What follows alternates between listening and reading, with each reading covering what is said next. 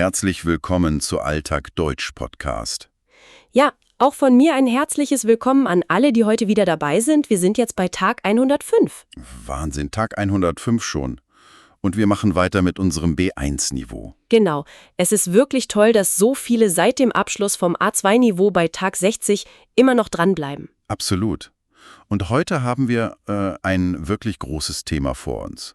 Globale Umweltprobleme. Das klingt erstmal riesig, ja? Das ist es auch. Aber keine Sorge, wir machen es ganz einfach. Es geht um die Sprache, die man wirklich braucht, um mitreden zu können. Wir haben uns 15 Kernbegriffe rausgesucht. Und der Plan ist ganz einfach. Wir schauen uns zuerst die Wörter an, erklären sie, geben die englische Übersetzung und natürlich Beispielsätze. Und am Ende, und das ist das Beste, fügt sich alles in einer kleinen Alltagsgeschichte zusammen. So seht ihr dann, wie die Wörter im echten Leben, zusammenspielen. Genau. Und dafür haben wir auch direkt einen kleinen Tipp, oder? Die Shadowing-Methode.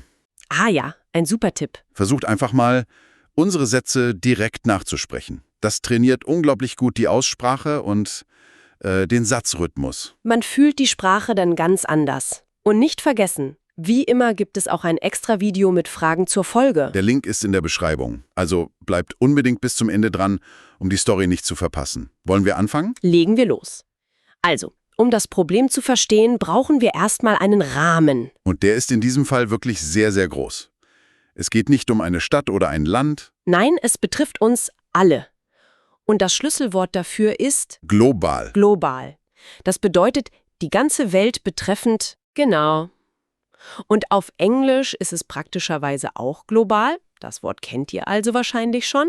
Ein einfacher Satz wäre: Umweltprobleme sind oft globale Probleme. Sie machen eben nicht an der Grenze Halt. Das ist der Punkt. Okay, und was ist das größte dieser globalen Probleme? Das, was man ständig hört? Das ist natürlich der Klimawandel. Das Wort beschreibt ja die langfristige Erwärmung unseres Planeten. Richtig, auf Englisch Climate Change. Und dieser Begriff ist so wichtig, weil er die ganzen Konsequenzen sozusagen zusammenfasst. Man könnte sagen, der Klimawandel ist eine globale Gefahr für uns alle. Da haben wir schon das erste Wort wieder benutzt, um das zweite zu erklären. So baut sich das Bild langsam auf. Okay, das ist der Name des Problems, aber was ist denn die Ursache? Man spricht ja immer von bestimmten Gasen. Genau. Der Bösewicht in der Geschichte, wenn man so will, ist das Treibhausgas. Das Treibhausgas. Ja, das ist ein Gas in der Atmosphäre, das Wärme speichert. Man kann es sich vorstellen wie ein Gewächshaus für Pflanzen. Ah, das Glas lässt die Sonne rein, aber die Wärme kommt nicht so leicht wieder raus. Exakt. Und genau das machen diese Gase mit unserer Erde. Im Englischen nennt man sie Greenhouse Gas. Ein gutes Bild. Und das bekannteste von diesen Gasen ist das Kohlendioxid. Genau, CO2. Kohlendioxid entsteht bei der Verbrennung von Benzin oder Kohle. Also bei fast allem, was wir für Energie tun. Die englische Übersetzung ist Carbon Dioxide. Richtig. Ein Beispielsatz wäre also: Zu viel Kohlendioxid in der Luft schadet der Atmosphäre. Ich habe mal gelesen, es legt sich wie eine unsichtbare Decke um die Erde. Die Deckenmetapher ist perfekt. Die passt genau. So, jetzt haben wir das Fundament. Ein globales Problem, der Klimawandel verursacht durch Treibhausgase wie Kohlendioxid. Das ist die Ausgangslage. Aber das ist ja keine abstrakte Wissenschaft. Diese Decke hat ja reale Auswirkungen. Absolut. Und das bringt uns zum nächsten Kapitel. Was wird dadurch beeinflusst? Ein zentrales Wort ist hier das Ökosystem. Das Ökosystem? Ja, das ist der Lebensraum von Pflanzen und Tieren, also das ganze Zusammenspiel. Auf Englisch heißt es Ecosystem. Man kann es sich wie ein kompliziertes Uhrwerk vorstellen, oder? Das ist ein super Bild. Wenn man ein kleines Rädchen entfernt, bleibt vielleicht die ganze Uhr stehen. Ein Wald ist ein Ökosystem, ein See, aber eben auch das Meer. Und da hört man oft, das Ökosystem im Meer ist besonders bedroht. Und wenn etwas bedroht ist, brauchen wir ein starkes Verb. Und das ist gefährden. Gefährden. Das bedeutet also, etwas oder jemanden in Gefahr zu bringen. Genau, auf Englisch wäre das to endanger. Und die Perfektform ist regelmäßig. Hat gefährdet. Man könnte also sagen, die Verschmutzung gefährdet viele Tierarten. Sie bringt sie aktiv in Gefahr. Verstehe. Es gibt noch ein zweites wichtiges Verb, das etwas allgemeiner ist. Belasten. Ah ja, belasten. Wenn etwas die Umwelt belastet, hat es eine negative Wirkung. Es ist wie eine schwere Last, ein Gewicht. Auf Englisch to burden oder to strain. Und das Perfekt ist auch hier regelmäßig. Hat belastet. Ein Alltagsbeispiel, das jeder kennt. Der viele Verkehr in der Stadt belastet die Umwelt. Genau. Der Lärm, die Abgase, das ist eine konstante Belastung. Und aus dieser Belastung folgt dann oft etwas, das schädlich ist. Unser nächstes Wort, ein Adjektiv. Ja, schädlich.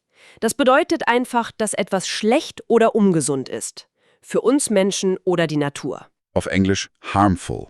Das ist sehr vielseitig, oder? Total. Abgase sind schädlich, aber man kann auch sagen, zu viel Zucker ist schädlich für die Zähne. Puh, das waren jetzt schon einige schwere negative Wörter. Gefährden, belasten, schädlich.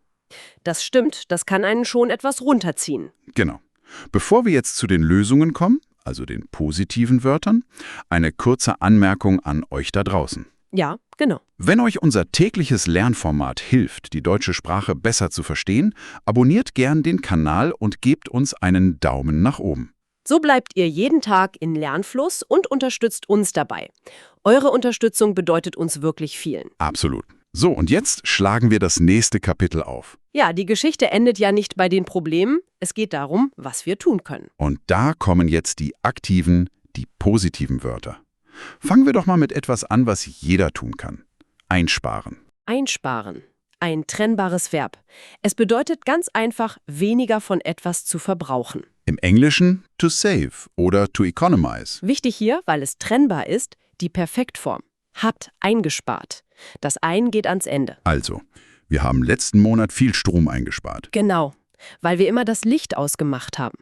Man kann auch Wasser einsparen oder natürlich Geld. Okay, weniger verbrauchen ist das eine, aber manchmal geht es nicht anders. Ein Flug zum Beispiel. Dafür gibt es das Wort kompensieren. Ja, kompensieren. Das bedeutet, einen Schaden auszugleichen. Man versucht also, etwas Schlechtes durch eine gute Tat wieder gut zu machen. Ah, das englische to compensate ist ja fast identisch. Genau. Und das Perfekt ist, hat kompensiert. Man hört das oft, oder? Ja, total.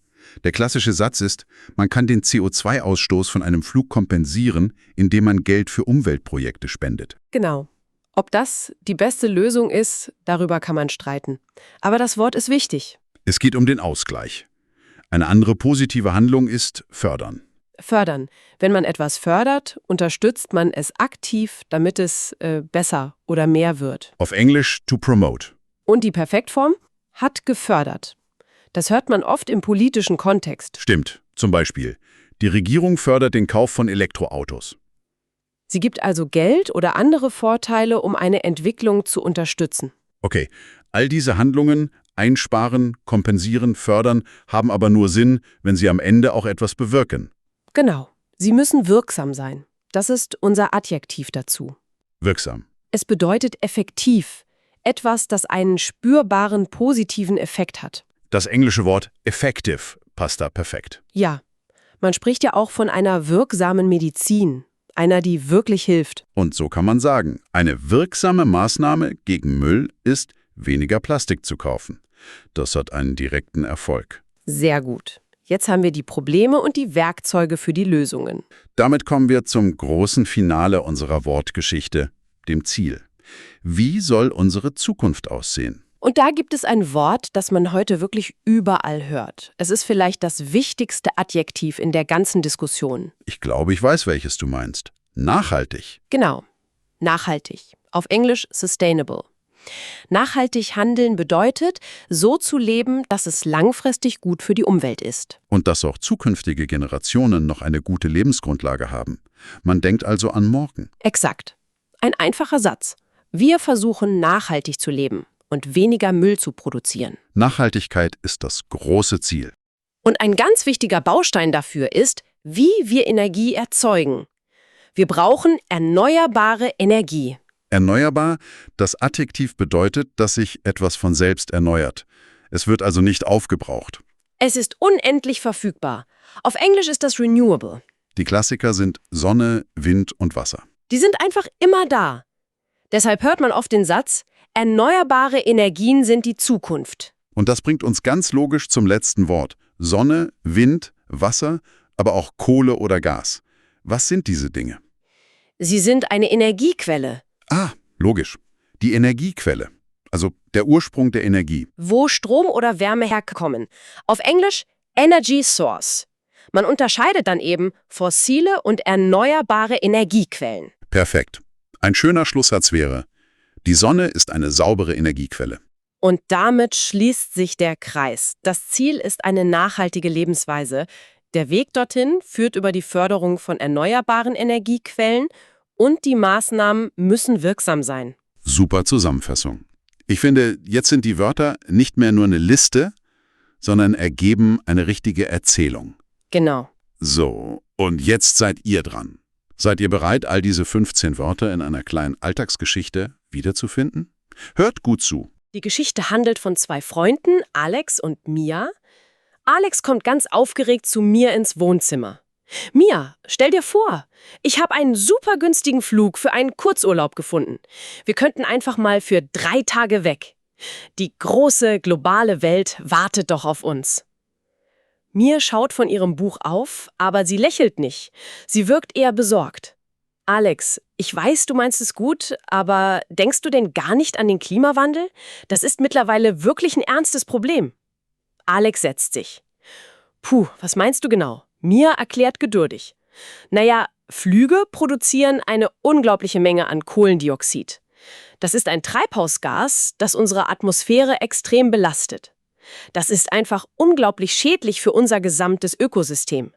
Jede einzelne Flugreise, so kurz sie auch ist, kann die Natur gefährden. Alex wird nachdenklich. Stimmt, daran habe ich in dem Moment gar nicht gedacht. Du hast ja recht. Aber was ist dann eine gute Lösung? Sollen wir jetzt für immer zu Hause bleiben? Nein, Quatsch, natürlich nicht, sagt Mia und ihre Miene hält sich auf. Wir könnten zum Beispiel eine Zugreise in eine schöne Region hier in der Nähe machen. Das ist so viel nachhaltiger. Wir müssen generell versuchen, Energie einzusparen, wo es nur geht. Ich finde auch, der Staat sollte erneuerbare Energien viel stärker fördern, damit klimafreundliches Reisen noch einfacher und günstiger wird. Man kann zwar Flüge theoretisch kompensieren, indem man Geld spendet, aber es ist doch immer besser, den Schaden gar nicht erst zu verursachen. Okay, das leuchtet mir ein. Wir suchen also quasi eine neue Energiequelle für unsere Reiseideen? Mia lacht. Genau, unsere eigene Muskelkraft zum Beispiel. Was hältst du von einer Fahrradtour kombiniert mit einer Zugfahrt? Das wäre eine wirklich wirksame Alternative zum Fliegen und macht bestimmt viel mehr Spaß. Alex lächelt jetzt auch. Weißt du was? Das ist eine geniale Idee. Lass uns das sofort planen. Eine schöne Geschichte, oder? Finde ich auch.